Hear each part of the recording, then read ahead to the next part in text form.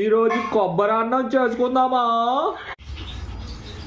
కొబ్బరి అన్నం వండుతున్నాను బాబు.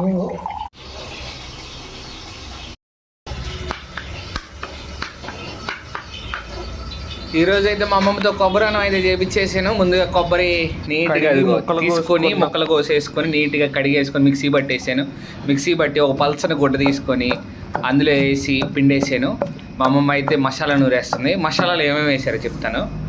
అల్లము, చిన్నులపాయలు, ఉల్లిపాయ, పచ్చిమిరకాయ మొత్తం కలిపేసి నూరేసింది. తర్వాత గిన్నె పెట్టుకొని అందులో ఆయిల్ పోసుకొని ఆ తయారు చేసుకున్న పేస్ట్ వేసేసి అది కొంచెం ఏగనివ్వాలన్నమాట. ఏగనివ్వగానే అందులో మనం తీసుకున్న రైస్ కొలత 1.5 బియ్యానికి 2 గ్లాసులు పాలు పోసేసింది. పోసేసి అవి కొద్దిగా మరుగుతున్నప్పుడు ఉప్పు వేసింది అనమాట. అంటే కారం కానీ మసాలాలు కానీ ఏమి వేయలేదు, ఓన్లీ ఉప్పు వేసింది. ఆ తర్వాత అవి మరుగుతున్నప్పుడు మసాలా ఆకులు వేసేసింది. పలావ్ ఆకు, చెక్క, లవంగ, షాజీరా వేసేసింది.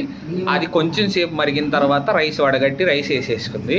వేసుకొని కొంచెం జీడిపప్పు వేసేసి అందులో మూత పెట్టేసింది.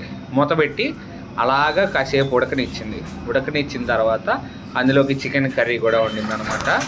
ఆ వండిన తర్వాత వేసింది.